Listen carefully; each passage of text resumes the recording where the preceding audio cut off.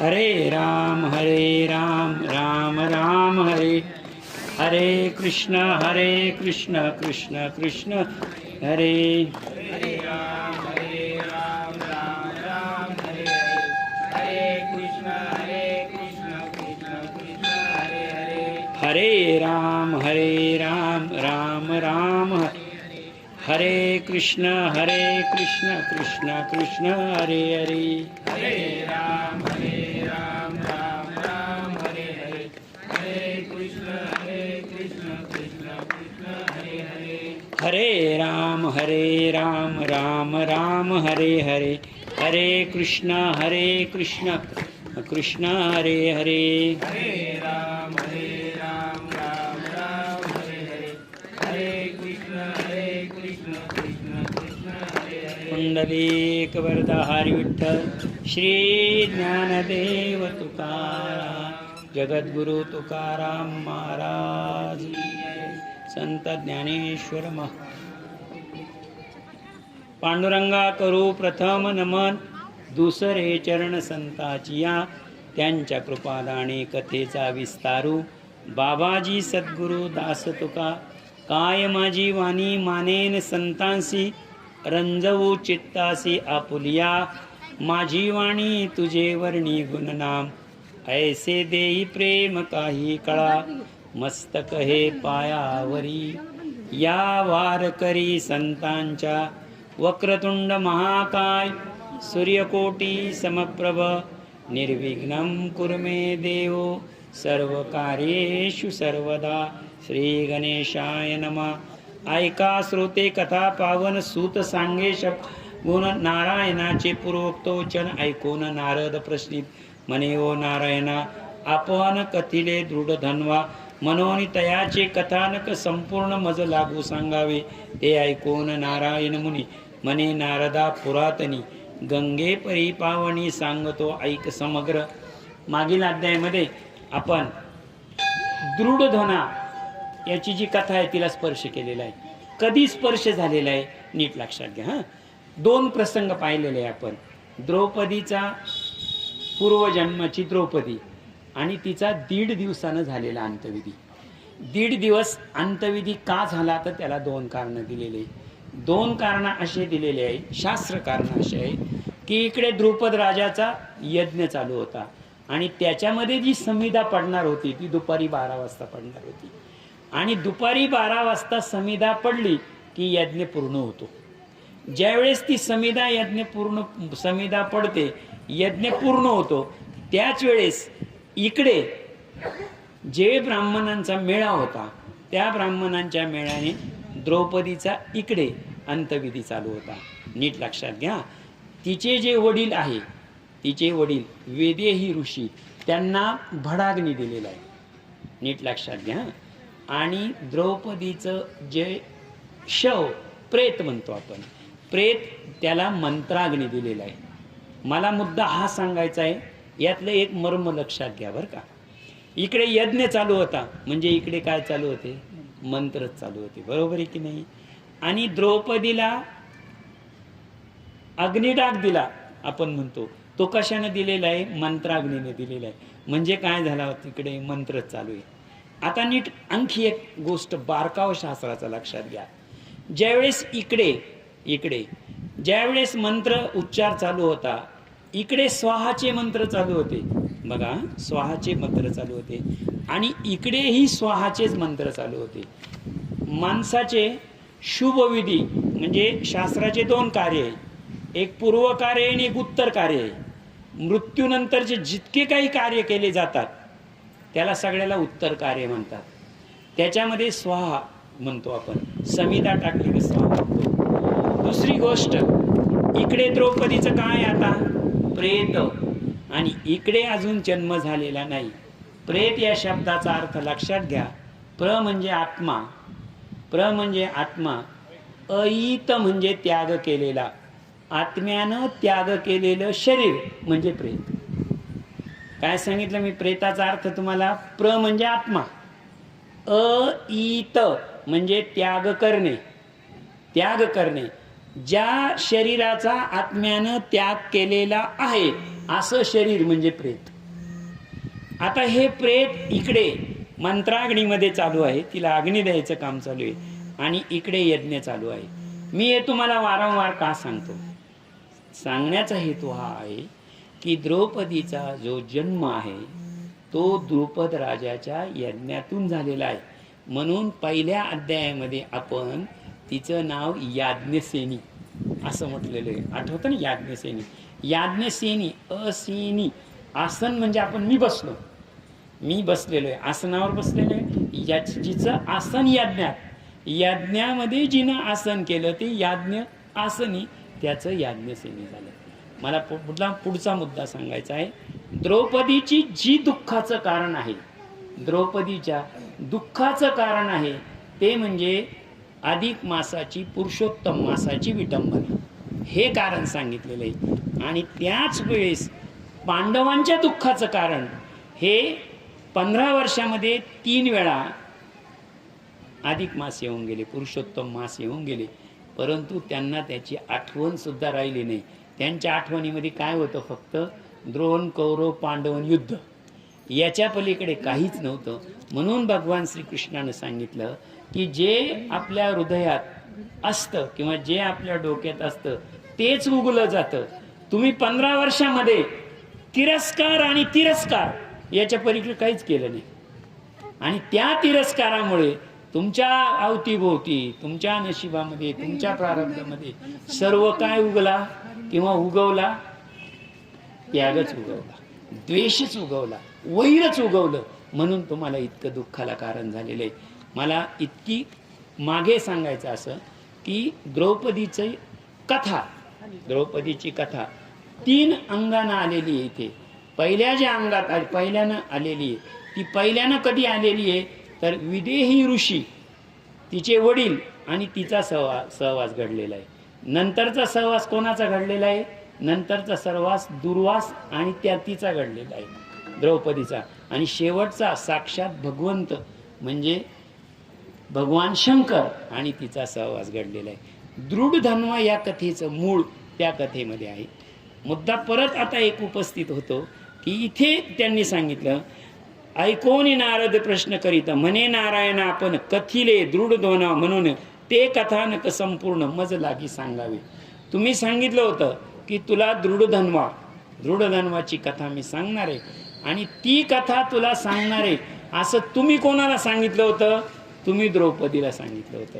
इथे प्रश्न उपस्थित झाला. मग आता मला ती कथा, कोणती कथा? जी कथा तुम्ही द्रौपदीला सांगणार होते, पूर्ण नाही झाली. त्याच वेळेस द्रौपदीचं काय झालेलं आहे? तिनं प्राण सोडून दिलेला आहे. आता ती कथा आहे, जो कथीला दृढधन्वा म्हणून तयाची कथानक संपूर्ण मज लागी सांगाव. ते ऐकून नारायण म्हणे नारदा पुरातनी गंगे परी पावनी सांगतो ऐक समग्र. पूर्वी हैय देशाचा नृपती महाकराग्र शुद्धमती चित्रधर्मा नाम जगती प्रसिद्ध झाला असे. पूर्वी गंगेच्या किनाऱ्यावर हैय नावाचा देश होता. आता हैय नावाचा देश होता तर तयासी माझाला एक पुत्र महातेज विशाल नेत्र दृढधन्वा ऐसे नाव पवित्र तयाचे ठविले तैसा वाडे अनुदिनी तैसे अंगे भरत सगुण कदान बोले मिथ्या धर्मचरण सर्वथा. हा जो राजा होता, या राजाला एक मुलगा झाला आणि त्याचा जो मुलगा झाला त्या मुलाचं नाव होतं दृढधन्वा. दृढधन्वाचे तपच काय, दृढधन्वाचे नियम काय, तर त्यांनी 3च नियम सांगितलेले. इथं कोणता नियम सांगितलेले नीट लक्षात ठेवा. हा, तैसे कदानी बोले मिथ्या, तो कधीही खोटं बोलत नव्हता, हे पहिलं वळत होतं त्याचं. चतुष्पकला स्वबुद्धी अकळ्या सवेग चतुर्दश विद्या यथा सांग गुरुपासून अभ्यासला सर्व लक्षणी सुंपन्न राजनीतीत झाला प्रवीण शौर्य दर्यादी राजगुण अंगी संपूर्ण संचरे पुढे पावला यौवनासी पुत्रवतमानी प्रजासी स्व कुळ सकळ जनांसी सुख देई सर्वता. आणि जो दृढधन्वा होता तो बालपणातून जेव्हा तारुण्यपणात आला, आता नीट लक्षात घ्या, इथे दृढधन्वा हा राजाचा मुलगा आहे. राजाचा मुलगा असल्यामुळे तो जेव्हा तरुण झाला तेव्हा राजा ज्याप्रमाणे प्रजेवर प्रेम करत होता, त्याचे वडील ज्याप्रमाणे प्रेम करत होते त्याचप्रमाणे तो प्रेम करत होता. ऐसे पाहुणे तयाचा तात चित्रवर्मा विचारे आणि प्रजापालना लागी सुत आता झाला समर्थ. आणि दृढधन्वाचं जे वागणं आहे ते नेहमी प्रजेशी प्रेमानं वागणं, साधू संतांचा आदर करणं आणि खरं बोलणं, सत्यवचन, या सर्व गुणांचा पाहून चित्रवर्मा राजाच्या असं मनात आलं की आपला मुलगा आता राजा होण्यास पात्र झालेला आहे, त्याच्या हातात राज्य देण्या इतपत तो योग्य झालेला आहे. इतपर या संसारात व्यर्थ काळात दौडावा किमर्थ सर्व संगत हरिभजन कियेची. पूर्वज महाराजांची रीती आपुनही अनुसरावे निवृत्ती एवं निश्चय केला चित्ती स्नेहपाश तोडिले. पुत्रासी वैसुनी पुलह श्रमी गेला आपण अंतरी करीत कृष्ण स्मरण अति तपद आचारिले. आणि मग हा चित्रवर्मा राजा होता. त्या चित्रवर्मा राजाने सांगितलं आपल्या पूर्वजांनी काय केलंय. आपल्या पूर्वजांनी हेच केलं. काय केलं, ज्यावेळेस पुत्र किंवा राजकुमार राजा गादी सांभाळण्यास योग्य झाले त्यावेळेस काय केलेलं आहे, सर्वांनी गादीचा मोह सोडलेला आहे आणि सर्व कुठे गेलेले, तपाचरणाला गेलेले. जर आपले सर्व पूर्वज त्यांनी तेच केलेलं आहे तर आपण हा संसार किती दिवस भोगायचा किंवा आपण या संसारामध्ये किती दिवस राहायचं. निरहार राहिला सतत. बरं, हा विचार करता करता त्याची अशी अवस्था व्हायला लागली का तो तहान आणि भूक विसरायला लागला. मग शेवटी त्याने विचार केला की आपण इथे राहून फक्त हा विचार करण्यापेक्षा आपल्या मुलाच्या राज्य ताब्यात दिलं आणि तो पुलह ऋषींच्या आश्रमामध्ये गेला. कोणते ऋषी आहे, पुलह ऋषी. नाव लक्षात ठेवा, कारण पुढे कथेमध्ये पुलह ऋषींच्या कथेमध्ये आता ते नाव पुन्हा पुन्हा आहे ना. श्रीकृष्णाचे वचन समजत नाना तीर्थ करीत ऐसे लोटता काळ बहुत पुरुषोत्तम मास पातला. आता हा जो नीट लक्षात घ्या, हा जो काही काळ आहे, कोणाचा काळ, चित्रवर्माचा काळ. चित्रवर्माचा जो काळ आहे तो काळ कोणाच्या सहवासात आहे, नीट लक्षात घ्या. अजून सहवास मिळालेला नाही. आता दृढधन्वा हा तरुण झालेला आहे आणि त्याच्या मनामध्ये विचार आलेला आहे राजांच्या मनामध्ये आणि पुलह ऋषीच्या आश्रमात केलेला आहे. ऐकून पित्याची निराहार जाईला सतत निद्रा वर्जिले दिनरात ऐसे तप करता बहुत मोक्षदाता झाला. ऐकून पित्याची सद्गती हर्ष शोक झाला दृढ पितृभक्त्या द्विवचनेशी अवैदिक संपादिले. गोभुवारण्यापती दाना पितृशोके दिदली तयाने गज रथ शबिका यासी देऊन अर्थी तोषविले. आणि जेव्हा राजाने सांगितलं की आता मला कोणाचं वेड लागलं हे नाही सांगता येत. कधी कधी होतं बघा, आपल्या मनाला हुरहुर लागते, हुरहुर लागते, पण त्या हुरहुर लागण्याचं कारण नाही कळत, पण मन शांतही राहत नाही. मला आता माझी अवस्था अशी झालेली आहे, त्यानं सांगितलं की मला कशाची ओढ लागलेली आहे ते मला सांगता येत नाही आत्ता, परंतु मला कोणाची तरी ओढ लागलेली आहे. त्याने जेव्हा मुलाला सांगितलं तेव्हा मुलानं काय केलं, ऐकून पित्याचे वचन हर्ष शोक झाला पितृभक्त्या द्विजयशी गज हाती शिबिका घेऊन देऊन अर्थी तोशिले. गज हत्ती, गज हत्ती घोडे हे सगळं घेतलं आणि त्याला सांगितलं की तुम्ही आता, आपण कसं जातो, तुला इथं मन लागत नाही ना, तुम्हाला कुठंतरी फिरून या, आपण म्हणतो की नाही, तसं तुम्ही कुठेतरी विहार करून या असं. ऐसे उरकले पितृकाज तो दृढधर्वा महाराज पुष्करवरती निघाला. राज्य धर्मया ते तयाची कांता सुशीला उत्तम विदर्भ कन्या गुण सुंदरीना मानसुची त्रैलोक्या माझी सुंदर. आता नीट लक्षात घ्या, आता इथे दृढधन्वाची कथा चालू झालेली आहे. आता त्याचे जे वडील आहे राजा चित्रवर्मा हे कुठे गेलेले, पुलह ऋषींच्या आश्रमामध्ये गेलेले. पुलह ऋषींच्या आश्रमामध्ये गेलेले, आश्रमामध्ये पोहोचवून दिल्यानंतर तो परत आलेला आहे. परत आलेल्यानंतर आता नीट लक्षात घ्या, इथे त्यानं लग्न केलेलं आहे. लग्न केल्यानंतर त्याच्या तयाची कांता सुशील उत्तम विदर्भ कन्या गुण संतरी नाम महासती रूपे अनुपम आणि तिचं नाव आहे विदर्भ कन्या गुणसुंदरी. विदर्भातली होती ती, सुशील होती म्हणजे सहनशील, चांगली होती. त्रैलोक्या माझी तिये पोटी दृढधन्व्यापासून तिला दृढधन्वा आणि गुणसुंदरी यांना किती मुलं झाले? चित्रवाक, चित्रवान, मणिमान आणि चित्रकुंडल चतुर्थ. पहिला मुलगा आहे त्यांचा तो आहे चित्रवाक, दुसरा आहे चित्रवाहक, फक्त क आणि लागलेला आहे. तिसरा जो आहे तो मणिमान, चौथा चित्रकुंडल. तैसेची चारुमती नामक कन्या एक. मुलीचं नाव आहे चारुमती. पाचवी कन्या झाली. माता पितरांशी ती सकळ सर्व लक्षणी सुसम. ऐसे कुटुंब वाढले परिकर. अशा प्रकारे परिकर कुटुंब वाढले. परिकर म्हणजे परिपूर्ण. बघा, ज्या घरामध्ये लग्न झालं, ज्याच्यामध्ये मुलगा झाला, मुलगी झाली, बरोबर आहे की नाही? आता वडील होते, सगळं होतं, पूर्ण कुटुंब झालं. आता पूर्ण कुटुंब झाल्यानंतर नीट मी काल परवा एक सूत्र सांगितलेलं आहे तुम्हाला, ते आता पुढच्या वेळेस या येईल. ऐसे कुटुंब वाढिले परिकर. तोये तो राव रूप सुंदर, शांतदात परम, प्रतापी शूर असोनिया, वेद वेदांक व्यत्ता सुच, धनुर्विद्येत अतिकुशल, क्षमे वाचून पृथ्वी समा. बर, हा जो दृढधन्वा होता हा धनुर्धर विद्येमध्ये अति पारंगत होता. सर्व भूपती, भूपती म्हणजे मी राजे सांगितले, सर्व राजे भूतलावर जितके काही राजे होते त्या राजांना त्याच्याबद्दल आदर होता. नीट लक्षात घ्या, इथे राजाबद्दल भीती असणे वेगळं आणि राजाबद्दल आदर असणं वेगळं. राजाबद्दल एखाद्या भीती असेल तर युद्ध निश्चित आहे आणि आदर असेल तर शांतता निश्चित आहे. दृढधन्वा जो होता त्याच्याबद्दल इतर राजांना भीती नव्हती, तर इतर राज्यांना त्याच्याबद्दल आदर होता. साम्य पिता सम, प्रसाद करता गिरीशा, ऐसा उग्रवीर्य कार्यवीर्त, तैसे दिशे शत्रुषी, एक प्रत्नी व्रतदारी, राघवा ऐसाच निर्धारी, शत्रुसंग विनाकारी, जैसे दैत्यादी केवळ. आणि जरी तो राजा होता, जर त्याला दया आली तर तो समुद्रासारखा खोल होता दयेसाठी, आणि तो उदार जर झाला तर पृथ्वीसारखा व्यापक होता. परंतु जर त्याच्याशी कोणी वैर केलं तर तो दैत्येदी म्हणजे दैत्यापेक्षा क्रूर होता.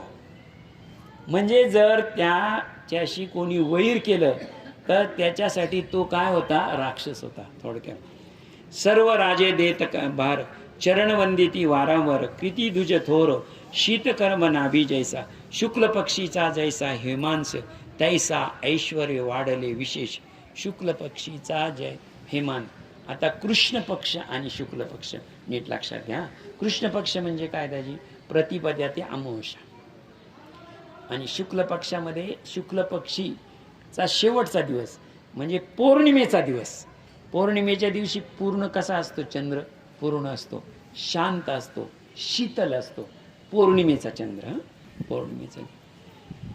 शुक्ल पक्षीचा जैसा तैसे वाढले विशेष, परी तो दुर्बुद्धी दासीस, कधीन स्पर्शे मनासी. आता परी तो दुर्बुद्धी दासीस, दुर्बुद्धीला इथे दासी म्हटलेलं आहे. दुर्बुद्धीला काय म्हटलेलं आहे इथे? दासी. सद्बुद्धीला काय म्हणतो आपण? सद्बुद्धी. दुर्बुद्धी शब्द आला की तुम्हाला त्याचा विरुद्धार्थी शब्द सद्बुद्धी आठवलाच पाहिजे. कारण सद्बुद्धी आणि दुर्बुद्धी, आपल्या इथे अभंगावर एक चिंतन झालं होतं, खूप चांगलं चिंतन केलं होतं. दुर्बुद्धी ते मना न उपजे नारायणा. तुकाराम महाराजांचा जो अभंग आहे त्याच्यामध्ये दुर्बुद्धी माझ्या मनात कधीही उपजू देऊ नको, निर्माण होऊ देऊ नको. आता दुर्बुद्धी म्हणजे काय हे लक्षात ठेवा. हे जे जगामध्ये जे काही वाईट काम होतं, नीट लक्षात घ्या, जगामध्ये जे काही वाईट काम होतं ते कशानं होतं? सगळं केवळ दुर्बुद्धी. सद्बुद्धीनं कधीच होणार नाही. सद्बुद्धीनं जर वाईट काम होत असेल तर सद्बुद्धी, मौलींनी सांगितलेले, जैसी दीपकलिका धाकुटी, परी बहु तेजा ते प्रकटी, तैसी सद्बुद्धी ठेकुटी म्हणणे. दुर्बुद्धी मनात येऊ देऊ नको किंवा दुर्बुद्धीचा मला स्पर्श होऊ देऊ नको. असं जेव्हा संत वारंवार मागतात तेव्हा आपल्याला दुर्बुद्धीचा अर्थ माहीत पाहिजे. दुर्बुद्धी म्हणजे वाईट विचार, इतका सोपा अर्थ नाही त्याचा. वाईट विचार कोणाच्या मनात येत नाही, वाईट विचार प्रत्येकाच्या मनात येतात. तुम्ही म्हणाल वाईट विचार, हो, वाईट विचार मनात येणं, हे वाईट विचार मनात येणं म्हणजे कुबुद्धी आहे. नीट लक्षात घ्या. सुबुद्धी म्हणजे चांगला विचार येणं, लक्षात ठेवा. वाईट मनात विचार येणं म्हणजे कुबुद्धी. पण वाईट विचार मनात आल्यानंतर तो विचार पूर्ण करण्याकरता जी बुद्धी वापरली जाते तिला म्हणतात दुर्बुद्धी. नीट लक्षात घ्या. बुद्धी, सुबुद्धी, कुबुद्धी आणि दुर्बुद्धी हे समजून घ्या. फक्त वाईट मनात विचार आला तर ती तुमची कुबुद्धी आहे. परंतु तुमच्या वाईट विचार मनात आला आणि त्या विचाराप्रमाणे जो वाईट विचार आला तो पूर्ण झाला किंवा तुम्ही पूर्ण केला, ते पूर्ण करण्याची जी सहाय्य होती किंवा जी सहाय्य करते तिला काय म्हणतात? तिला म्हणतात दुर्बुद्धी. नीट लक्षात घ्या. म्हणून प्रत्येक ठिकाणी साधू संतांनी म्हटलेलं आहे, दुर्बुद्धी ते मना न उपजे नारायणा. दुर्बुद्धी माझ्या मनामध्ये उपजू देऊ नको. सुका नव घेती अनुदानी, तो एका रात्री शयनी निजला होता, ऐसा विचार उद्भवला, ऐसे माझे अतुल वैभव. याचा झाला उद्भव, कवन्या पुण्याचा हा प्रभव उदय झाला असे. दृढधन्वा नावा हा वेद वेदांती होता, विचारी होता. तो सतत विचार करायचा की मला हे वैभव प्राप्त झालेले आहे, मी राजा झालेलो आहे, माझ्या हाताखाली प्रजा आहे, मी एवढ्या मोठ्या प्रजेचा राजा आहे, पण याच्यात माझं काय, मी काय केलेलं आहे? काहीच केलेलं नाही. माझ्या बापानं मला गादीवर बसवलंय आणि गादीवर बसवलंय आणि मी ते सांभाळतोय. ब्रह्ममूर्ती उठला, राव नित्यकर्मे सारिले तत्वता, नानादाने देऊने अभिनव विप्रज. मग अश्वावरी अरोडी, मृगया गेला घेरुणी, तया सेना चतुरंगणी सहस्रवद्दी धावला. मग अशा विचारातच दुसऱ्या दिवशी तो ब्रह्ममुहूर्तावर उठला, अंघोळ स्नानादी कर्म केलं. नीट लक्षात द्या बरं का. आता बुद्धीचा प्रवेश झालेला आहे आणि तिचं कार्य सुरू झालेलं आहे. म्हणून त्या कथेमध्ये मी तुम्हाला बुद्धी इतकी समजावून सांगितली. बुद्धी जी सतत विचार करते ती कुबुद्धी, त्या कुबुद्धीचा साथ देते ती दुर्बुद्धी, आणि दुर्बुद्धीतून घडतं ते पाप, आणि पापातून घडतो तो विनाश. अशी ती साखळी आहे. मग अश्वावरी परी रायाचे अचूक संधान, बाणी सोडी मर्म लक्षून, व्याघ्रवाह गवे हरिण असंख्य पडताती. आणि दुसऱ्या दिवशी सकाळी गेल्यानंतर त्यांना ठरविलं हरणाची शिकार करायची. शिकार कशाची करायची होती? हरणाची. पण एकही हरिण समोर दिसत नव्हतं. त्या दिवशी त्याला दिसले काय? फक्त व्याघ्र, वराह, गवे. फक्त काय दिसलं? व्याघ्र म्हणजे वाघ, वराह म्हणजे रानडुक्कर, आणि गवे, गवा म्हणतो आपण. त्या दिवशी त्याला हरिण काही दिसलं नाही. असंख्य मारून पडती, तो एक मोठा हरिण देखिला तत्क्षणी वंदिला. आणि एकदम दिवस माळवायची वेळ आली, अशी दुपार दिवस माळवायची वेळ आली, तेव्हा त्याला एक मोठा हरिण दिसला. परी तो न पडता त्या शराला घेऊन पळाला वनांतरी, तदबिंदू पडले. आणि त्या बाणामागं, त्या हरिणामागं आता दृढधन्वा राजाने बाण सोडायला सुरुवात केलेली आहे. पण दुर्दैव असं की त्या राजाचा एकही बाण त्या हरणाला लागत नव्हता. तोची मार्ग अनुलक्षुनी राजेश्वर घोडा फेकीत, धावला त्वरित एकलाची, दूर देशा अतिक्रमीला, निबाडूनी मृग लपला, राहे सर्वत्र धुंडाळीला, परी कोठेने सापडाना. परिस्थिती अशी झाली दाजी, हरिण तर काही सापडत नाही आणि राजाचा हट्ट तर काही सुटत नाही. झालं काय? हरिण पुढे, राजामध्ये आणि ते प्रजा मागे, तिघांचाही एकमेकाला काही राहिलं नाही. राजाचा आणि सैनिकांचा संपर्क तुटला. आणि दुर्दैव असं का हरिण कुठं पळाला हेही राजाला कळालं नाही. म्हणजे आता राजा काय झाला, ज्या शिकारीला आला तो हरिणही पळून गेला कुठंतरी, आणि ज्यांच्या बरोबर आला होता तेही सैनिक कुठंतरी गेले. म्हणजे राजा आता एकटा पडला. परी कोठे मध्यानी आला सूर्यदेव, आतपे लागला अंग, कासावीस झाला जीव, तृषा बहुत लागली. आता नीट लक्षात घ्या, कुठेही आज असो का तेव्हा असो, राजाला काय झालं? राजाला जिथं रात्र झाली तिथे थांबावंच लागलं. राजाजीचे रात्र आहे तिथे थांबला, पण रात्र काढली म्हणजे संपलं का सगळं? कारण त्याच्याकडे घोडा सोडून काहीच नव्हतं. ज्यांच्याकडे खाण्यापिण्याच्या वस्तू होत्या, जे त्याची सेवा करणारे होते किंवा राजाची व्यवस्था करणारे होते, त्यांची न्यायची झाली चुकाम. ज्याच्यासाठी पळाला तो गेला निघून. आता या राजाची अवस्था अशी झाली का आपला देश कुठे, आपण कुठे, असं पाहण्यासाठी तो परतीला प्रवासाला लागला. आता परतीच्या प्रवासाला लागल्यानंतर मध्यान्ह झालं, दुपारी 12 वाजले. आता हे काय नेम धरून चालले होते का कोणत्या गावाला? हे भरकटलेलेच, म्हणजे चुकलेलेच आहे. असं करता करता दुपार झाली आणि दुपार झाल्यानंतर दूर देशात मध्यान्ही सूर्यदेव पावला, कासावीस झाला. नारे सेवक कोणी, स्वयेची राव शोधून पाणी, तव त्या वनामाशी सागरा सरोवर मोठे देखिले. अशा परिस्थितीमध्ये राजानं पाहिलं आता आपल्याला मदत करणार कोणीच नाही, कोणी नाही. रात्री जिथे मुक्काम झाला त्याच्यानंतर तो आला एका नदीच्या किनारी. नदीच्या किनारी आल्यानंतर स्वतः पाणी पिला आणि आता घोड्याला पाणी पाजलेले. परिस्थिती अशी आहे. तो राजा असेल, तो राजा असेल, पण खरंच सांगा आता राजा आहे का हो? बरं, एखादा अनोळखी माणूस भेटला, त्यांना जर राजाला कधी पाहिलेलेच नाही आणि याच्याकडे जर सांगता भाकरीचा तुकडा नाही, अशा वेळी सर खरंच तो राजा म्हणून नमस्कार करील का? त्याला काय नमस्कार करील? एखादा आदिवासी जरी भेटला, तो त्याच्या घोडीवर गाढवावर बसून चाललेला असेल, याचा किती मोठा राजाचा घोडा असू द्या, अवस्था काय झालेली, त्याच्याही पोटात अन्न नाही, याच्याही पोटात अन्न नाही, घोड्याच्याही पोटात नाही. अशी परिस्थिती आलेली आहे. कोणाची? दृढधन्वा राजाची. तेथे जाऊन या तत्क्षणी येथेच झाला उदकपादन. तेथे गगनचुंबित वटवृक्ष देखील विस्तृत, तयाची छाया घनदाट घेऊन ठाकलासे. तेथे आता झालं काय? राजाची इच्छा होती प्रवास करायची.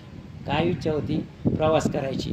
पण राजाचा घोडा आणि राजाचं स्वतःचं शरीर, पाऊल उचलायलाच ताकद नाही दोघांमध्ये.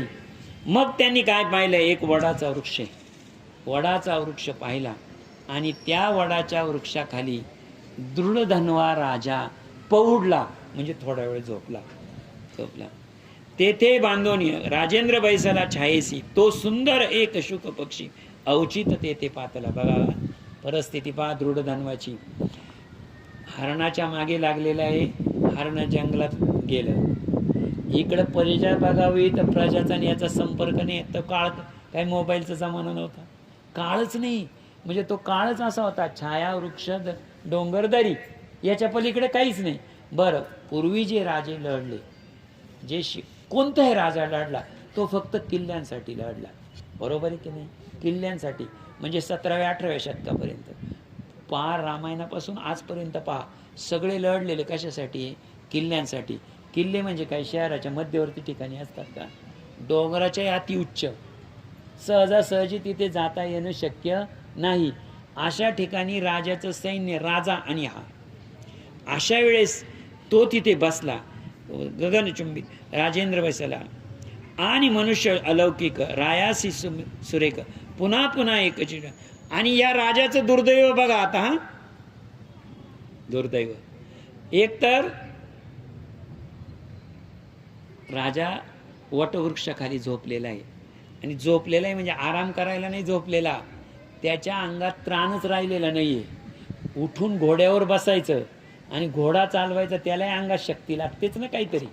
अशी परिस्थिती झाल्यानंतर त्यांनी तो राजेंद्र थकून राजा बैसला आणि बसेल असतानाच डोळा लागल तो लागला किंवा नाही, लगेच तिथे एक पोपट पक्षी आला. पोपट आला. आता पोपट आल्यानंतर तो राजाच्या समोरच बसला. राजाच्या समोर बसल्यानंतर मनुष्याचे अलौकिक रायासी आणि तो पाहून, आता पोपट हा बोलणारा प्राणी बरं का, पक्षी. माझ्याकडे पोपट आहे, खरंच बोलतो तो. त्याला ठराविक शब्द, ठराविक वेळ सगळं कळतं. प्राण्यांमध्ये कोणी म्हणत असेल तर अति हुशार पोपटच आहे. तो पोपट त्याच्याकडे पाहिलं आणि पाहिल्यानंतर त्याला काय बोलू लागला? त्याने एक श्लोक बोलला. श्लोक नीट समजून घ्या. विद्यामान तूल सुख अलौकितीत बोलते. न चिंतयसी तम तत्वता कथम परियेसी. श्लोकाचा अन्वय सांगतो तुम्हाला, एक एक शब्दाचा अर्थ सांगतो. विद्या, अरे राजा तुझ्याजवळ विद्या आहे. विद्या आहे का नाही? मान, तुझ्याजवळ काय आहे? मान आहे. राजा असल्यावर मान असतोच ना. तू विद्वान आहे, तुला समाजामध्ये एवढा मोठा मान आहे. पुढे काय आहे? सुख आहे. तुझ्या पायामध्ये सुख आहे. सुख आहे तुला, तुझ्याकडे सर्व भोग आहे. त्रैलोक्यातले सर्व सुख आहे. तुझ्याकडे विद्या आहे, तुला मान आहे. तुला काय आणखी अतिव बोलते?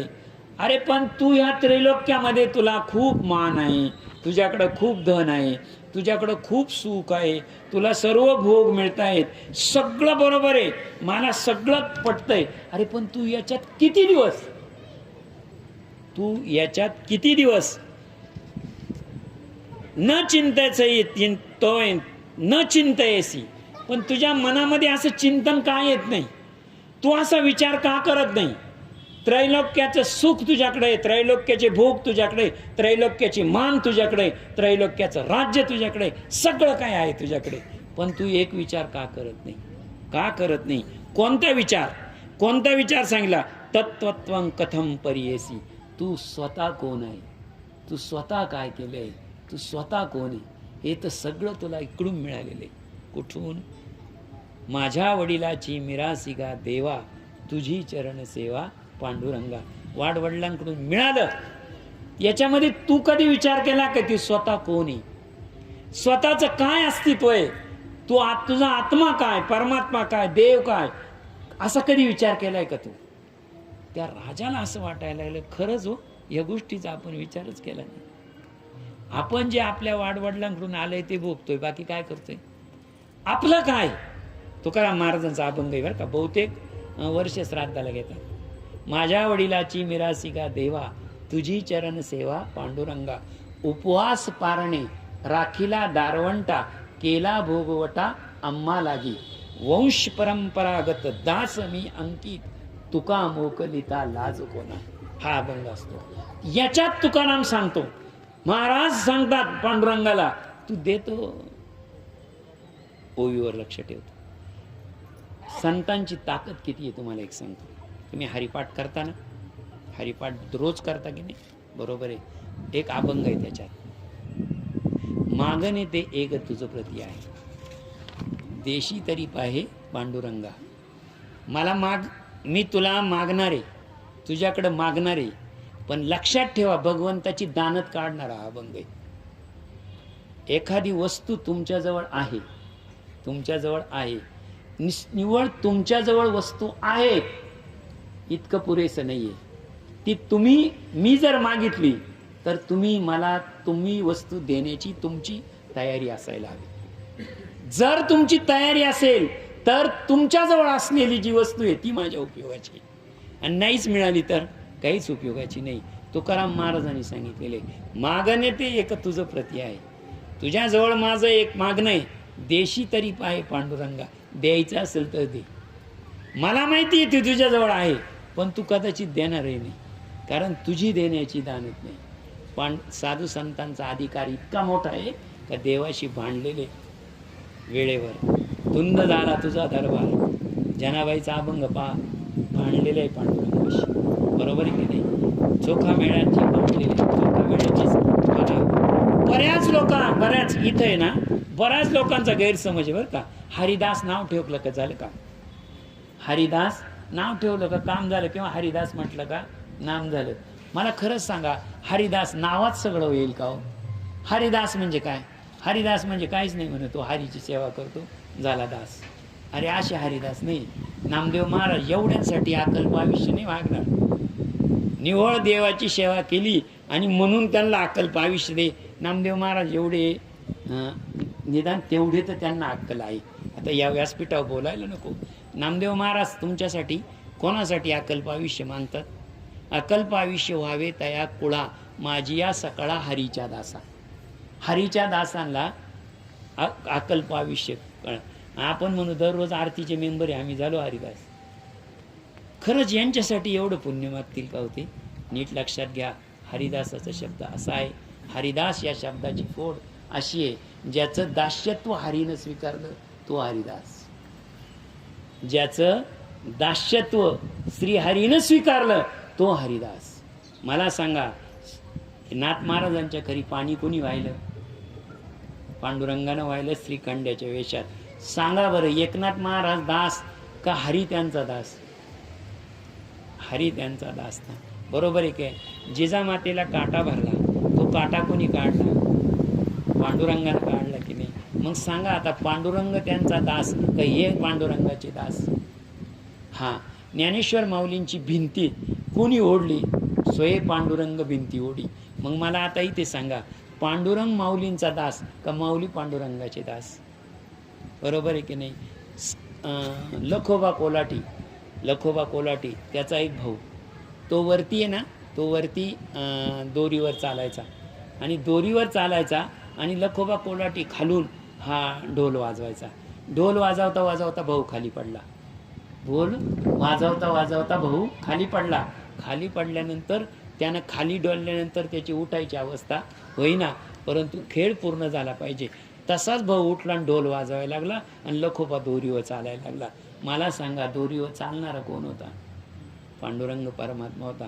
मला एक सांगा, हरिदास शब्दाचा अर्थ आज तरी कळायला पाहिजे. नाही तर नामदेव महाराज इतके नाही का यांच्यासाठी मागेल अकल्प आयुष्य.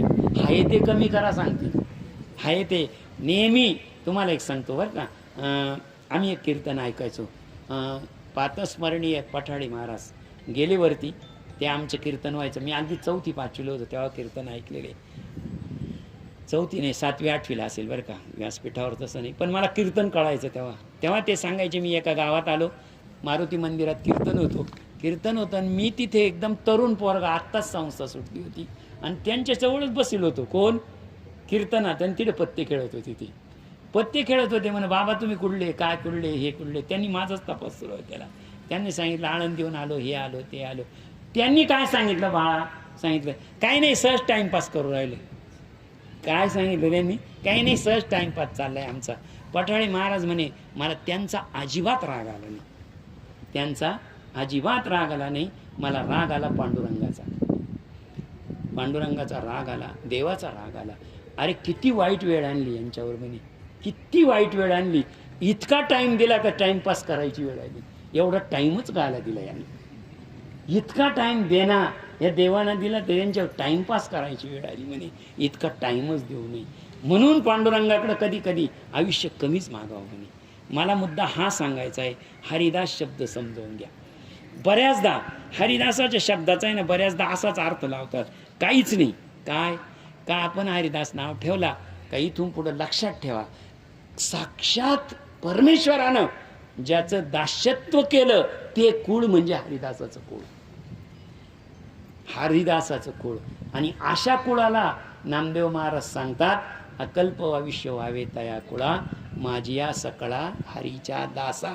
आणि त्यांच्यासाठी पुन्हा 2 वर मागतात, कल्पनेची बाधा न हो कवन काळी. कल्पनेची ही संत मंडळी सुखी असो. कल्पना म्हणजे संशय. त्यांच्या मनात कधीच संशय येऊ नये. त्यांच्या मनाला कधी अहंकाराचा वारा लागू नये. अहंकाराचा वारा न लागो राजसा, माझ्या विष्णुदासा भाविक असी.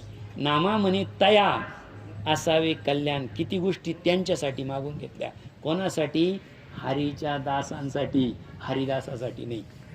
नीट लक्षात ठेवा, शब्द बरोबर दोन्ही एकच आहे. हरिदास आणि हरिदास. तुम्ही म्हटले ना हरिदास, हा म्हटला का ज्याचा जो हरीचा दास आहे तो, आणि हरिदास, दास शब्द लांबवला का ज्याचं दास्यत्व हरीनं केलं तो. उच्चार सारखाच आहे, उच्चार सारखाचे, फक्त उच्चारावर आहे. दास शब्द वाचला, दास शब्द लांबला की समजायचं त्याचं दास्यत्व देवाने केलं, आणि दास शब्द कमी आला का समजायचं हा देवाची सेवा करतो. इतकं उलट आहे. पुजाऱ्याचा डायरेक्ट देव आणि देवाचा डायरेक्ट पुजारी. तुमच्या उच्चारावर आहे सगळं. त्यामुळे उच्चार जर चुकले तर ज्ञानेश्वरी वाचताना असं म्हणतात, काना मात्रा वेलांटीची इले खूप मोठी चूक आहे. कोणती? खूप मोठी चूक आहे. उच्चारात चूक झाली तरी ज्ञानेश्वरीचा अर्थ बदलतो.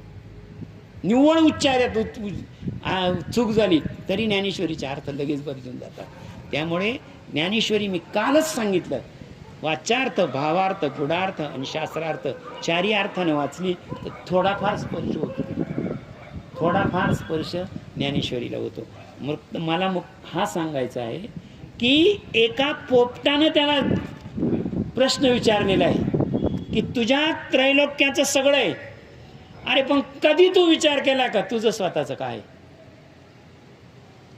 विचार करा बरं. आता जर म्हटलं तुम्हाला प्रश्न कसा आहे तुझ्याकडे, तो पहिल्या अध्यायाच्या याच्यात काय म्हणतो, पहिल्या अध्यायामध्ये तो सांगतोय की त्रैलोक्यातलं सगळं सुख तुझ्या, त्रैलोक्याचे सगळे भोग तुझ्यामध्ये, त्रैलोक्याचे सगळे काय जे आहे नाही ते तुझ्याकडे, सगळे सुख आहे, भोग आहे, सगळे. पुन्हा दुसऱ्या याच्यात पहिले तत्वम, तुझं काय आहे का? एका बाजूला तो म्हणतो हे सगळं तुझ्याकडे आहे आणि दुसऱ्याच याच्यात म्हणतो तुझं काय आहे का? खरं सांगा, विरोधाभास आहे का नाही याच्यामध्ये? या विरोधाभासा करताच कथा ऐकायची. सरळ अर्थ असता तर ही कथाच तयार झाली नसती. हा शुक पक्षी वारंवार काय हे पद बोलतो मधुर, याचा अर्थ बोध केवळ सार भरलासे. हा शुक पक्षी काय सारखा बोलू राहिलाय? एकदा म्हणतो तुझ्याजवळ सगळं आहे, बरंच असं नाही ना, पृथ्वीवरच आहे, त्रैलोक्यातलं सगळं आहे, आणि पुढच्या चरणामध्ये तुझ्याजवळ स्वतःचं काय? आता स्वतःचं काय म्हणावं, याचा मालक दुसरा नाही ना कोणी, याचा मालक दुसरा कोणी नाही. आणि खरंच विचार केला तर यातलं माझं काहीच नाही, पूर्वजांकडूनच आलेलं आहे ना सगळं. हो, तयापरी मज उद्धाराया, हा शुकरूपी व्यासतनय शोकादी कराया शुकची आला असे. त्यांनी सांगितलं आमचे जे पूर्वज होते, कुठला आहे बरं का, नीट लक्षात घ्या, आता इथे मुद्दा लक्षात घ्या. आमच्या पूर्वजांवर एकदा अशी वेळ आली होती, राजा परीक्षिती, हे राजा परीक्षितीचा पूर्वज आहे ते, त्यांच्यावर वेळ आली होती, तर त्यांचा उद्धार कोणी केला? राजा परीक्षितीचा उद्धार कोणी केला? शुकदेवांनी केला. भागवत सांगतो, बरोबर आहे ना? कदाचित माझ्यावरही हीच वेळ असेल. हा पोपट सुखदेवचे, हा व्यासांचा मुलगा सुखदेवचे. ज्या अर्थी परीक्षिती राजाचा उद्धार करायला शुकदेव आले, त्या अर्थी हा जो पोपट आहे हा शुकदेवाचाच अवतार आहे, आणि तोच मला प्रश्न विचारायला आलेला आहे, असं त्यानं कळलं. तया सांगोनी भागवत तयापाशी मज, पुन्हा एकदा ओवी आहे ऐकतो ती पोवी बा. हा शुक पक्षी वारंवार हे काय बोल मधुर, याचा अर्थ दुर्बोध केवळ सार्व. श्रीकृष्ण सेवक परीक्षिती निमग्न होता भावाब्दी, तयाची सांगोनी या भागवत शुकदेवे विद्धारला. असाच गूढ प्रश्न परीक्षित राजाला पडला होता. परीक्षिती राजाला गूढ प्रश्न पडला, तर त्याचं सुखदेवानं भागवत सांगून सर्व मनातल्या शंका दूर केल्या. त्याचप्रमाणे मला आता गूढ प्रश्न पडलेला आहे, माझ्या मनातल्या शंका दूर करण्यासाठी हा जो पोपट आलेला आहे हा निश्चितच शुकदेवाचा अवतार असला पाहिजे, अशी त्याची मनोमन खात्री झाली. शुकची आला नसेल की त्याविना ऐसे कोठून वाणी, ऐसे राव विचारी म्हणे, तो तेथे त्याची आली वाहिनी की गुप्त झाला. आणि हा पोपट आहे, हा मी झोपला तर माझ्याच जवळ का आला, आणि याला माझ्या जवळ आल्या वाचा का फुटली, असा विचार करत असताना परत प्रश्न विचारणार, तेवढ्यात पोपटाचा थवा तिथे आला. थवा आला तिथे पोपटाचा, वाहिनी, आणि तो गेला निघून, आणि त्या थव्यात तो गेला निघून. सांगा आता कोणाला प्रश्न विचारायचा? कृष्ण. त्याविना ऐसे कुठून वाणी, ऐसे राव विचारी म्हणे, तेथे झाली आली गुप्त झाला असेल. मग त्या सैन्यासहित राजेंद्र आला स्वपुरात, परी किरची वाक्य समस्त किंबचिन बोलाने, कोणी काही पुसले तथापि काही उत्तर न देई. खानदान निरुपरूपी सकळ भोग भो त्यागिले.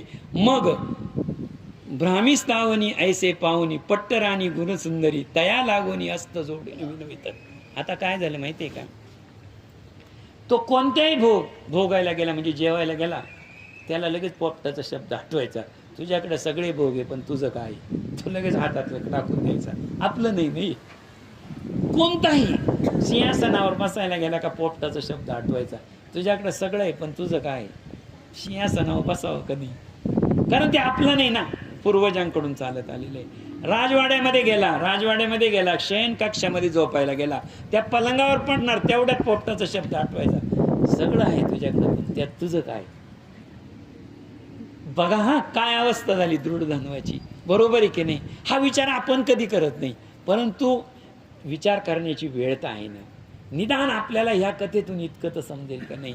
बघा खरंच सांगा, तुम्हाला एखादी गोष्ट, जेवण लागलेलं आहे, तुमच्या ताटात अन्न आलेलं आहे, ते तुम्हाला खायचंय, सगळं करायचंय, पण त्याच वेळेत जर एखादा म्हणला घ्या घ्या फुकटचंय, घ्या खाऊन, काय वाटलं तुम्हाला? काय वाटेल तुम्हाला? पंचपक्वान्नाचं अन्न दिलंय, पण देणारा काय म्हणला तुम्हाला? घ्या घ्या घ्या फुकटचंय, घ्या खाऊन. खरंच जेवाल का हो तुम्ही? हा बोलणारा तिसरा होता, बोलणारा दुसरा होता, तरी तुम्हाला अन्न खावत नव्हतं. इथं तर स्वतःचा अंतर्सात मनच बोलत होतं, घे खाऊन, पण ते कुठे तुझं? कोण बोलत होतं? त्याचा आत्मा त्याच्याशी बोलत होता. आणि हा उपदेश कोण करून गेला होता? तो पोपट करून गेला होता. म्हणे मम प्राणनाथा, आज ऐसी काय अवस्था, नुसता न्यूनता खिन्नता आली कुठून, खाना पान सर्व तेजून ऐसे करिता धरले म्हणून, तुमची ही काय स्थिती, मज दारुण होय. तरी उठा उठी प्राणेश्वरा, मज आता दया करा, भोजन रुसोनिया सत्वरा, काही बोला मजपासी. आता बायको राजाची असो, नाही तर मग ती सेवकाची असो, नाही तर कोणाची असो, एक दिवस नवरा उपाशी राहिला तर दुर्लक्ष करील, दोनदा उपाशी राहिला तर दुर्लक्ष करील, तिसऱ्यांदा तर म्हणणारच नव्ह जेवत. ती राणी म्हणायला लागली, तुम्ही जसे तिकडनं आले तशी तुमची कलाच बदलून गेली, कळा बदलली ना म्हणतो आपण. हे काय झालं? सगळे भोग निरीच्छ झाले, तुम्ही कोणातही तुमचं मन लागत नाही, बाकीच्यांमध्ये सोडून द्या, तुमचं माझ्यावरून सुद्धा मन उडालंय असं मला वाटायला लागले. ऐसे तिने प्राणेश्वरा, मज दया करा, भोजन सारोनिया सत्वरा, काय मज ऐसे तिने विनवले बहुत, परी रावण बोले किंचित, शुक वाक्याचा विचार मनात करीत असे. त्याला पोपटाचंच वाक्य आठवायचं. काही गेला का, काही करायला गेला. आता बघा हा, नीट लक्षात घ्या, त्याची पत्नी आहे, स्वतःची पत्नी आहे, बरोबर आहे ना. पण पत्नीसाठी जे काही ऐश्वर होतं, जे काही पत्नीसाठी सगळं होतं, ते पूर्वी परंपरेनं चालत आलेलं होतं. पूर्वी परंपरेचे दागिने असायचे, ते सुनबाईकून सुनाकून अशी पुढे चालायची. सगळं परंपरेनं आलं होतं. आणि परंपरेनं आल्यामुळे कुठेही गेला का त्याच्या डोक्यात एकच शब्द यायचा, ते शुक्राचं वाक्य, यात तुझं काय, एवढा शब्द त्याला आठवायचा. तरी तैसाची हा राणीस झाले दुःख अपार, पुढे काही सुचेना काही विचार, पतीचे चिंतेचे साचार, कारण काही समजेना, तेने बहु तळमळे सती, ऐसा तो दुर्णवरापती, विचार करीता असता पुढती, काही काळ लोटला. असं चाललं घरामध्ये. बघा बरोबर, तुम्ही साधे तुमच्या घरामध्ये विचार करा. 2 दिवस जर तुमच्या घरातलं वातावरण पलटलं आपल्या सगळ्यांच्या, तरी आपल्याला त्या घरात परत जावं वाटत नाही, बेचैन वाटायला लागतं आपल्या घरामध्ये. याच्यानंतर काही काळ उलटला. राजाची परिस्थिती अशी झाली होती का त्याला तो पोपटानं जी शंका विचारली होती, श्लोक आहे तो, सर्व तुझ्याजवळ आहे पण त्यात तुझं काय आहे, हा किती साधा प्रश्न आहे. पुढे एकदा वाल्मिक ऋषी औचित झाला राजगृहासी, तेने स्वयं मधुराशी. मी परवा एक सूत्र सांगितलं होतं, परिस्थिती बिघडली की काळ चांगला आल्याशिवाय राहत नाही. आणि अतिशय चांगला काळ आला की आपणच मनाला सांगायचं कदाचित परिस्थिती बिघडू शकते, तेव्हा लक्ष तिच्यावर ठेवायचं, परिस्थितीवर. इतकं जरी अधिक मासामध्ये कळालं तरी इथून पुढच्या आयुष्याला खूप उपयोग होईल, खूप उपयोग. खूप चांगला काळ आहे, खूप चांगला काळ आहे. लगेच मनाला एक आतमध्ये सांगायचं कुठंतरी, परिस्थिती बिघडू शकते, सावध राहा. आणि खूप परिस्थिती बिघडली, खूप आत्महत्याच होणार नाही, हा एकच विचार जर असेल तर. किती परिस्थिती बिघडू द्या, मनाला सांगायचं काळ चांगला आल्याशिवाय राहणार नाही. कशाला दुःख राहिलो जगात, बरोबर की नाही? राहील का जगात? परिस्थिती बिघडली का मनाला सांगायचं काळ चांगला येईल. आणि काळ चांगला आला खूप की सांगायचं परिस्थिती बिघडू शकते, शांतता. बस एकच सूत्र आहे जगण्याचं. हो. पुढे एकदा वाल्मिक ऋषी औचिता आला राजगृहासी, तेने मधुर वाचेशी रामायण रचिले, आणि या राजाचं असं झालं की त्यांच्या घरी रामायणातले जे वाल्मिक ऋषी ज्यांनी रामायण रचलं ते परिभ्रमण करत करत यांच्या घरी आले. तया दुरुणी पाहता क्षणी राव उठून धावला आपण भक्तिभावे ऋषीचे चरण उदयास्ती धरेले. दंडवत केला नमस्कार अर्पिले सर्व पूजाचार परमासन देवी सुंदर ऋषीवर बैसल्या. विप्र दक्षाला जीवन आनंदे केले श्री स्वाकी घेऊन मुनीचे चरण स्वकरी चुरीत राहिला. आता ज्ञानेश्वरीच्या 6व्या अध्यायामध्ये आसन कसं असावं, व्यासपीठ कसं असावं याची सर्व हे दिलेलं आहे. आपली जी खुर्ची आहे खुर्ची ती 18 इंचाची असावी, पण हे जे व्यासपीठ असावं हे व्यासपीठ सर्वसाधारणपणे कमरेला लागावं, इतकं उंच असावं. कमरेपेक्षा उंच ते नसावं व्यासपीठ, माऊलींनी सांगितलेले आहे. आता त्या व्यासपीठावर काय केलेलं आहे यांनी, आता त्या व्यासपीठावर नारद मुनींना बसवलेलं आहे. आता व्यासमुनी नारद व्यासपीठावर बसलेले, त्यांचे पाय त्यांनी खाली सोडून बसलेले आणि इथे खाली दृढधन्वा राजा बसलेला आहे. त्यांचे जे पाय आहे ते पाय तो चोळतोय. आता ते पाय चोळतोय, पायाचं दर्शन घेतोय, दर्शन घेतोय. हे बघा नीटला पूजाचार पद्मासन ऋषीवर बैसविला. शुकवाक्य मनी स्मरत मधुरवाणी राजा बोलत हे भगवान मुनी सांप्रत कृत्य कृत्य झाला खचित. आणि आठवलं लगेच पोपटाचं वाक्य काय, सगळं काही तुझं जवळ आहे पण त्यात तुझं काय आहे. त्यावेळेस त्याच्या मनात एक विचार आला, हा राजा राज्य दुसऱ्याचं आहे, मला परंपरेनं मिळाली असेल, पत्नी राजा आहे म्हणून राणी मिळाली असेल, मुलं मला माझ्या दैवयोगानं झाले असेल, पण एक लक्षात ठेवा ऋषीमुनींना काय मी कुठं बोलवायला गेलो नव्हतो. ऋषीमुनी स्वतःहून आले की नाही आणि त्यांची मी सेवा करतोय, त्यांची मी सेवा करतोय. खरंच सांगा ही तर काही परंपरेनं आलेलं नाही ना. शुकाला मी सांगेल, आता अंतरात्मा सांगायला लागला, संत भेट ही माझ्या आयुष्यातली कमाई आहे, त्यांची चरणसेवा ही माझी कमाई आहे. आत्ताशी त्याला कळालं आपलं स्वतःचं काय, स्वतःसाठी फक्त संत सेवा संत भेट ही खऱ्या अर्थानं आपली कमाई आहे. या कमाईवर आता तो सांगतो की आता जर मला तो पोपट भेटला, जर त्यानं जर मला विचारलं तर तुझं काय, तर मी सांगेल माझ्या आयुष्यात संत भेट माझी, संतांची सेवा माझी, संत सेवा माझी, माझे जन्म सफळ झाले. मी आता माझा जन्म वाया गेला नाही, माझा जन्म सफळ झाला असं मी कोणाला सांगेन, त्या शुक पोपटाला. पण पोपटाची परत भेट होणे नाही. आजी अर्थ लाभले श्रुताधिक आज वाहिले फळासी आले साचार. बघा तुम्ही प्रत्येक जण आजारी पडतो की नाही, आजारी पडतो, कुणीतरी ताप आला असेल, कोणाला तरी आजारी पडले असेल. खरं सांगा कितीही मोठा, बरं का, कितीही मोठा डॉक्टरकडे पेशंट ॲडमिट झालं, आता एक डॉक्टर साहेबांची आई बसलेली म्हणून सांगतो बरं का, कितीही मोठ्या डॉक्टरकडे पेशंट ॲडमिट झालं तर आपण डॉक्टरचा निकाल का डॉक्टरला विचारतो का, त्याचा निर्णय झोपलेला पेशंटच देतोय. आपला पेशंटला आपण विचारतो तुला कसं काय वाटतंय, तो म्हणला का बरं वाटलं, डॉक्टर चांगला. तो का म्हटला काहीच फरक नाही, इकडे काही डॉक्टरला कळत नाही. लक्षात ठेवा, 7वी पास 8वी पास शिपाई जर भरती करायचा ठरला ना तर कलेक्टर त्याला भरती करतो. कलेक्टर काय करतो, शिपायाला भरती करतो आणि त्याला काढून टाकायचं असेल तर कायदा त्याचं संरक्षण करतो. काढून टाकायला लगेच नाही काढून टाकता येत, कलेक्टरना नुसतं भरती करता येतो. सस्पेंड करायचं ठरलं तर तो कोर्टात जातो, त्याला वॉर्निंग लेटर द्या, हे द्या ते द्या. दुर्दैव असं आहे, एका वकिलाची निवड आहे ना आणि एका डॉक्टरची निवड अशिक्षित माणूस करतो आणि सस्पेंडही त्याला तोच करतो. बदलला दवाखाना, बदलला वकील. बरोबर आहे की नाही. इतकं शिकून सुद्धा तुमची निवड कोण करतो, निवड कोण करतो तुमचा, एक अशिक्षित माणूस, प्रायव्हेट अशिक्षित माणूस करतो. मी नेहमी वकील कोर्टात सांगतो, वकिलाची निवड कोण करतो, एक अशिक्षित माणूस करतो. जरा 5-10 तारखात त्याला काहीतरी बरं वाटलं तर तो म्हणतो वकील चांगला नाही तर बदलला. डॉक्टरचं तसंच आहे. 8-10 दिवस 15 दिवस वाट पाहतात पेशंट लोक, सांगतात काय खरं नाही, चालले गेले. आत्म्याचा निर्णय जिथे घेतला जातो, नीट लक्षात ठेवा हा. निवड केली कोणाकडून केली जाते, यांची आत्म्याकडून केली जाते.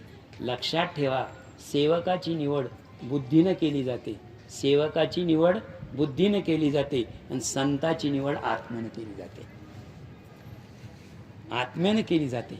म्हणून संत निवड झालेली आहे, आणि संत निवड झाल्यानंतर त्या संत निवडीमध्ये मी त्या शुकाला सांगेल काय, की मी संत सेवा केलेली आहे, संत भेट माझी झालेली आहे, माझे जन्म सफळ झाले, मज धन्य झाले आज कोणी, ऐसे रायाची विनम्रवाणी, ऐकोनी वाल्मिकी ऋषी संतोषी बोलत, आज माझ्या मनाला प्रसन्न झालं.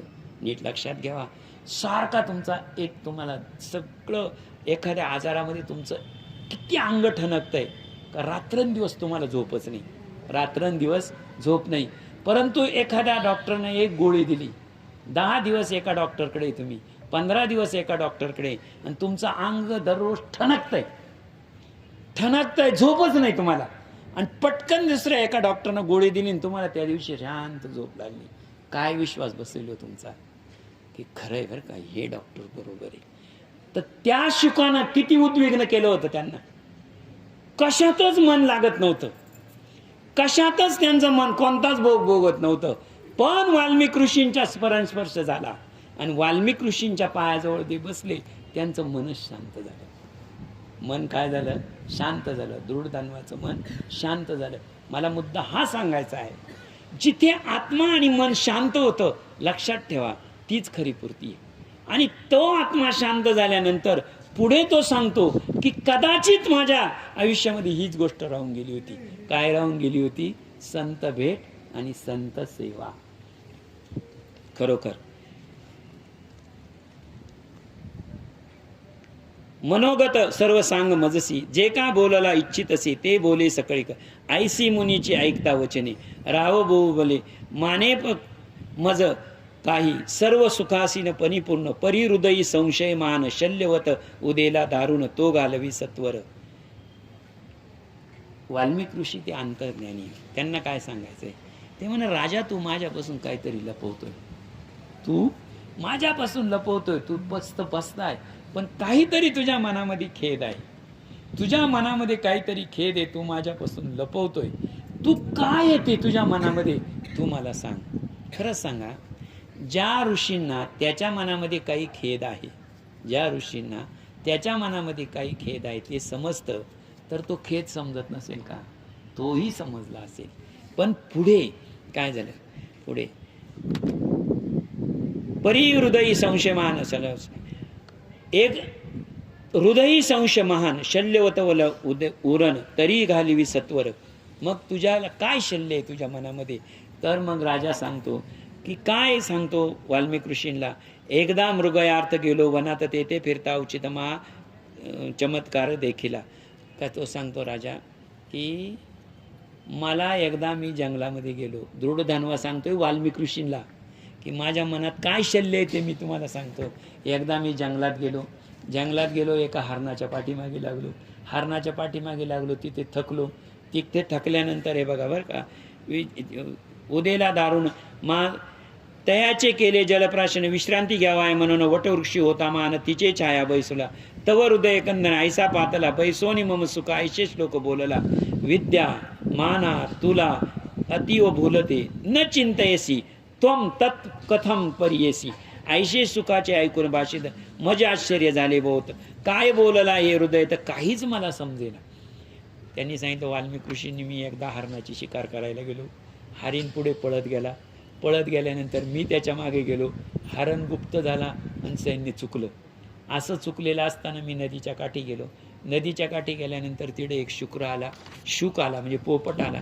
आणि शुक पोपट आल्यानंतर त्यानं मला सांगितलं, राजा तू फार महान आहे, तू फार बलवान आहे, तुझ्याकडे सर्व भोग आहे, तुझ्याकडे सर्व सुख आहे, तुला नशिबानं सगळं मिळालेलं आहे. असं खूप चांगलं बोलला अगोदर, आणि शेवटी जाता जाता म्हणलं, यातलं तुझं काय? शेवटी बोलला फक्त, यातलं तुझं काय आहे. आणि यातलं तुझं काय आहे या शब्दाचा मी आता शोध घेतोय. म्हणजे काहीच आणि मज राज्य सुखापार, उत्तम पुत्र आहे 4, पती आहे सुंदर, मनवा कुलवत आणि गजस्वान पदाती इत्यादी सर्व अतुल संपत्ती, हे कोणी पुण्यभावे प्रभाती मज लाभली आहेत. हे जे काही मला लागलेले ते कोणाच्या तरी पुण्यानेच लाभलेले, माझं स्वतःचं खरंच काही नाही याच्यात. राज आपण म्हणतो आईवडिलांची पुण्य आहे, खरंच आईवडिलांची पुण्य आहे, त्याच्यात स्वतःचं काहीच नाही. अशी हे सर्व विचार करून मज सांगावे विस्तारुणे, आपण सर्व ज्ञान घेणं संशय छेद कीजे. ऐसे रायाचे ऐकून भाषण मुरीपर्य प्राणायाम करीत, ध्यान लावून एक मुहूर्त समस्त विश्व बैसला. आणि राजाची जेव्हा ही शब्द ऐकले का, तुला पोपटाने जो तुझा अगोदर सन्मान केला आणि नंतर जो प्रश्न विचारला, त्या प्रश्नाच्या उत्तरासाठी वाल्मिक ऋषींनी प्राणायाम लावलं आणि एक मुहूर्त लावलं. आता तुम्हाला मी मुहूर्ताची घटिका पळ हे सगळं सांगितलंय. एक मुहूर्त म्हणजे 2.25 तास चरण, नीट लक्षात घ्या. 2.25 तास याला एक मुहूर्त म्हणतात. म्हणजे आज 12:35चं लग्न दिलं तर त्या चरणामध्ये 2.25 तास येतात, हे लक्षात ठेवा. शास्त्र सांगतो तुम्हाला त्याच्यात. पै अगा ते पूर्वजन्मीचे सुजान, द्रविड देशस्थ होताशी ब्राह्मण, तयाचे सुखनाम सर्व लोकी विख्यात असे. तू पूर्वी जन्मीला द्रविड देशामध्ये होतास ब्राह्मण, तयाचे सुदेव, तू पूर्वीच्या मातला एक ब्राह्मण आहे, द्रविड देशाचा तू ब्राह्मण, आणि द्रविड देशाचा ब्राह्मण तुझं नाव सुदेव होतं. तया भार्या सर्व गौतमी नामे ग गौतम कन्या, जिस जगी असे कोणी, ती मास ती प्रेम सतत, भरतारासी अनुसरण वर्तत, जैशी भवानी शंकरा प्रत अनुसरण सर्वता. हा जो सुदेव आहे आणि त्याची पत्नी, त्यांचं प्रेम किती, तर ज्याप्रमाणे भगवान शंकरावर पार्वतीचं प्रेम होतं तितकं प्रेम या दोघांमध्ये होतं. तिये बार्यासी तो ब्राह्मण, करीत असे गृस्तार्चन, बहुत झाले कालक्रमण, परिसंतती नाही झाली. परंतु या ब्राह्मणांचं दुर्दैव असं की खूप दिवस ते एकत्र राहिले, खूप दिवस एकत्र राहिले, परंतु परिणाम असा की त्याला काही मुलबाळ झालेलं नाही. तिने अति दुःखेत रात्रंदिवस चढपडत, एकदा भार्या पद सेवित बैसली होती आनंदे, तवे सुख गैवरुणी तियेसी मने गा प्रिय करणी, संसारा माझी पुत्रा होनी अधिक सुख नसे अन्यता. तपोनिधी पुण्य कसकळिक, लोकांतरी देतीत सुख, ये लोकापरी सुखदायक, सुपत्रचे असे एक, तरी तो सुखद सूत मजला नाही झाला येत, यासस्तव माझे जीवित निष्फळ असे साचार.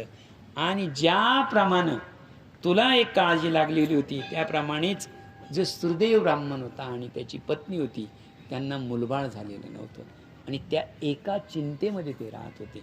सगळं होतं परंतु एका चिंतेमध्ये राहत होते. तरी त्या सुखद सूत, मी केवळ दैवहीन, जळो ये उद्विग्नपणा, आता व्यर्थ काय वाचून, शीघ्र मरण मज यावे. ऐकून गौतमी सुंदरी अत्यंत खिंत झाली, पतीचे समाधान सत्वरी सौम्य वचन बोलले. जर मला निपुत्रिक म्हणूनच मारायचंय, निपुत्रिक म्हणूनच मरायचंय, माझा मृत्यू जर केवळ निपुत्रिक होऊनच मारणार आहे तर मला इथून पुढे जगण्याचीच इच्छा नाही. मला परमेश्वरानं आजच घेऊन जावं, कारण आजही मी मेलो तरी निपुत्रिक आणि उद्याही मेलो तरी मी निपुत्रिक. अशा परिस्थितीमध्ये त्याच्या बायकोला त्याची आता सांत्वन बायको करणारच.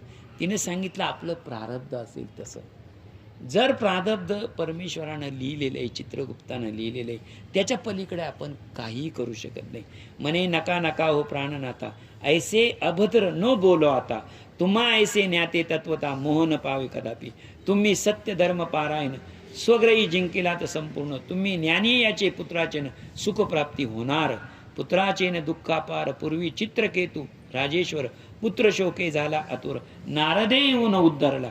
तुमच्यासारखं तुम्ही पहिलं उदाहरण नाही ना. एक चित्रकेतू नावाचा राजा होता, तोही आत्महत्या करायला निघाला होता, प्राणत्याग करायला निघाला होता. त्यावेळेस नारद मुनींची भेट झाली आणि नारद मुनींची भेट झाली, त्यांच्या आशीर्वादाने त्याला पुत्र झाला. आणखी एक राजा आहे, तैसाची अंगराजा महान, तया दुःख झाले वेळ, तयाचे रात्री उठून पळून गेला वनासी. एक चित्र, तो तर मुलगा नाही म्हणून रात्री वनात पळून गेला. कोण? तो राजा. कोणत्या दुःखानं? मुलगा नाही म्हणून. तथापि जर आपण हृदयी सत्कुमार असेल तरी सद श्रीहरीसी आराधीचे अनन्य भावेसी, जयाचे आराधने कर्दमाशी कलिपुत्र होईल. जर कोणताही उपाय सापडत नसेल किंवा कोणताही उपाय तुम्हाला जावीत नसेल, तर एक उपाय तर आपल्या जवळ आहे ना. जगातले सर्व उपाय संपले, आपल्याला काही नाही, ऐश्वर्य नाही, मूल नाही, बाळ नाही, काहीच नाही. जगातले सर्व उपाय जरी संपले तर एक उपाय शिल्लक आहे. कोणता उपाय? हरिसेवा. ईश्वराची सेवा करणं हा तो उपाय आपल्याजवळ आहे ना. ही सांगते सुदेव ब्राह्मणाची पत्नी सुदेव ब्राह्मणाला.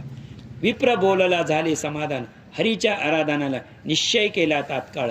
आणि भार्ये सहित ताम्रपणी स्नान सारिले यथास्थित. मग जाऊन वीरजनात तपाचरणी बैसला आणि त्याचे डोळे उघडले. बरोबर आहे की सर्व मार्ग संपले आपण असं म्हणतो, त्यावेळेस एक मार्ग शिल्लक असतो आणि तो मार्ग शिल्लक आहे. तो मार्ग म्हणजे हरिसेवा. हरिसेवा, परमेश्वराचं नामस्मरण हा तर एक मार्ग शिल्लक आहे ना. त्यानं सांगितलं हा मार्ग तर मी विचारच केला नव्हता. या मार्गाचा विचार जेव्हा पत्नीने सांगितलं तेव्हा पुढे काय सांगितलं? अनन्य भावे श्रीहरीशी अंतरी ध्यानात ऐश, शुकपर्ण जालासी पाचवे दिनी करी. ऐसे चतुरश्र संवत्सर तप आचरिले निरंतर. तेने योगे त्रैलोक्य रोग थरथर कापू लागले. लक्षात ठेवा, सत्ययुगातल्या गोष्टी. मी काल सत्ययुगातलं आयुष्यमान, सत्ययुगातलं प्राण हे सगळं तुम्हाला सांगितलेलं आहे. त्यावेळेस त्यांनी 4000 वर्ष तपश्चर्या केली. या गोष्टीवर तुम्हाला पुन्हा पुन्हा सांगतो, विश्वामित्राची जी तपश्चर्या आहे ती 60,000 वर्ष आहे. 60,000 वर्ष आहे. आणि विश्वामित्राची तपश्चर्या इथे 4000 वर्ष तपश्चर्या आहे. या सर्व गोष्टी आहे सत्य, त्रेता, द्वापार आणि कली. यातल्या हा जो संदर्भ आहे, हा सर्व संबंध पद्मपुराणातला आणि बृहन्नारदीय पुरातनातला असल्यामुळे हे सर्व ज्या कथा आहेत त्या सत्ययुगातल्या आणि कृतयुगातल्या आहे. संदर्भ फक्त द्वापार आणि कलीसी लावलेला आहे. त्याच्यामुळे हे जे वर्ष आलेले हे संवत्सर आणि सहस्र आहे. हा ते अगत्य विलोकनी भक्तवत्सल झाला हरी, गरुडावरी आरोढीने तेथे येऊन प्रकटला. या दोघांची हरीची भक्ती केली. आणि एक लक्षात ठेवा, जगामध्ये सर्वात दयाळू कोण असेल तर आई वडील दयाळू असेल तर हे अर्धसत्य आहे. अर्धसत्य आहे आई वडील दयाळू. पूर्ण सत्य एकच आहे का ईश्वरा इतका दयाळू कोणीच नाही. आई वडील जर दयाळू असते तर प्रल्हादाला हिरण्यकशिपू म्हणे त्रासच दिला नसता. वडील आहेच ना ते त्याचे, वडील आहेच ना ते त्याचे. जर असं असतं तर सुदामा ब्राह्मणाची सुटका कोणी केलेली आहे? शेवटी भगवंतानं हरीनच केलेली आहे. दुःखाच्या वेळेस जर कोणी येत असेल कामात तर तो एक भगवंतच येतो, एक श्रीहरीच येतो. म्हणून मी तुम्हाला काल अभंग सांगितलं होता परवा. पहाते पांडव अखंड वनवासी, परी त्या देवासी आठविती. प्रल्हादासी पिता करीतो जाचनी, परी तो स्मरे मनी नारायण. सुदामा ब्राह्मण दरिद्री पिढीला, नाही विसरला पांडुरंग. तुका म्हणे तुझा न पडावा विसर, दुःखाचे डोंगर आले तरी. इथे हीच परिस्थिती आहे. प्रत्येक कथेचं सार, प्रत्येक कथेचा अर्थ, प्रत्येक कथेचा उपसंहार जेव्हा आपण करतो तेव्हा एक श्रीहरी कृपा हीच श्रेष्ठ आहे. तुम्हाला कर्म सोडूच शकत नाही, कर्म सोडू शकत नाही आणि कर्मातीत तुम्ही होऊ शकत नाही. तुमच्या कर्माचा नाश हे फक्त श्रीहरीच करू शकतो. म्हणून एका जनार्दनी भोग प्रारब्धाचा हरिकृपे त्याचा नाश झाला. यांच्या सगळ्या कर्माचा सगळ्याचा नाश झाला. पुढे काय झालं? चतुर्भुजगण सावळा, प्रसन्न मुख पुढे ठाकला. ऐसे पाहून तिज द्विजाला आनंद झाला अत्यंत. आणि द्विज हे जे ब्राह्मण पती पत्नी होते, साक्षात गरुडावर भगवान विष्णू बसून आले. आणि आता बघा बरं का, मागच्या वेळेस काय अवस्था झाली. अचानक भगवान शंकर पुढे आले. द्रौपदीची काय अवस्था होऊन गेली. पती दे पती दे पती दे पती दे 5 वेळा म्हणून गेली. आता इथं काय झालेली अवस्था, इथे आता भगवान विष्णू आलेले, गरुडावर बसून आले. घनसावळा प्रसन्न पुढे ठाकला. ऐसे पाहून द्विजाला आनंद. करोनी साष्टांग नमस्कार, विप्रस्तुती करीत अपार. म्हणे हे प्रभो जगोद्धारक, हेची आता विनवतो. तू भक्त वत्सल दिनोद्धारण, शरणागताचे करीसी अवन. ऐसे बोलता तद जन, म्हणून शरण आलो असे, तरी कृपाळा कृपा करी, रक्षी मज सत्वरी, बुडितो दुःख सागरी, शीघ्र उद्धरी, ऐसे विनवनी बहुत, सुदेव द्विज स्त्री सहित, भगवंता पुढे हात जोडून उभा निवंत राहिला. आता भगवंताची स्तुती आहे. फक्त आम्ही तपश्चर्या कशा करता करत होतो, एक मूलबाळ व्हावं म्हणून. परंतु आज साक्षात गरुडावर परमेश्वर भगवान विष्णू त्यांना भेटायला आलेले. त्यांनी सांगितलं का आमचा जन्म सार्थक झाला. आम्ही कसं असतं माहिती आहे का, एखाद्या गोष्टीचा तुम्हाला प्राप्ती किती आहे आणि प्रयत्न किती आहे याला फार महत्त्व आहे. प्राप्ती आणि प्रयत्न याचे एक छोटंसं उदाहरण सांगतो. तुम्ही रानामध्ये गेलेले आणि रानामध्ये तुमच्या डोक्यावर पाटी आहे आणि तुमच्या डोक्यावर पाटी आहे आणि तुम्ही रानामध्ये फिरतायत फक्त गौऱ्या वेचण्यासाठी. कशासाठी? गौऱ्या वेचण्यासाठी तुम्ही फिरतायत. रानामध्ये तुमची पाटी गौऱ्या तुमच्या आणि पाण्यामध्ये फिरता फिरता फिरता तुम्ही फिरतायत, बरोबर आहे की नाही. आणि काय झालं, अचानक एक अशीच वस्तू चमकली तिथं एक वस्तू चमकली आणि वस्तू चमकल्यानंतर तुम्ही तिथं गेले आणि ते पाहिलं, ते एक चांदीचं ताट होतं. लक्षात ठेवा, सापडलं काय? प्राप्ती काय आहे तुम्हाला? प्राप्ती आहे चांदीचं ताट आणि प्रयत्न होते शेणांच्या गौऱ्यासाठी. प्रयत्न कशासाठी होते? पाटी भरून गौऱ्या मिळावा, याच्या पलीकडे काही प्रयत्न नव्हते. आणि मिळालं काय? चांदीचं ताट. आता त्या चांदीच्या ताटात किती गौऱ्या येतील? आयुष्यभराच्या, बरोबर आहे की नाही. ते तसंच सांगितलं यांनी की आम्ही फक्त प्रयत्न कशासाठी करत होतो? एक मूलबाळ व्हावं म्हणून. आणि आम्हाला प्राप्ती काय झाली? प्रयत्न होते मूलबाळासाठी आणि प्राप्ती झाली. कशाची प्राप्ती झाली? भगवान विष्णू साक्षात आले. म्हणजे गौऱ्या वेचायला गेलेल्या बाईला चांदीचे ताट सापडले, असं झालंय. एवं वाल्मिक मुनीनी कथिले दृढदत्ता लागुनी, ऐसे नारायण मुनी नारदासी कथिते झाला. आणि हे केवळ त्यांचं जे दान झालं त्याची जी सांगता झाली ती त्या सुदेव ब्राह्मणाची, आणि ती झाली ती पुरुषोत्तम मासात झाली. तो पुरुषोत्तम मासाचा काळ होता. त्यांची जी पूजा संपन्न झाली त्या काळामध्ये त्यांनी सांगितलं की जो तुमची प्रयत्न आहे त्या प्रयत्नापेक्षा कितीतरी पटीनं प्राप्ती होण्यासाठी हा एकमेव अधिक मास आहे प्रयत्नाची. मग आता विचार करा, आजपासून आपण गौऱ्या वेचणारे असलो आणि वाटेत चांदीचे ताटं सापडायला लागली तर सापडू शकणार. एवं वाल्मिक मुनींनी कथिले दृढदोका लावून, ऐसे नारायण नारदासी कथिते झाले. इति अधिक मास महात्म्य सार, बृहन्नारदीय पद्मनिवार. तुम्ही श्रोते ऐको चतुर, 65 अध्याय गोड हा वावा. पुंडलिक वरदा.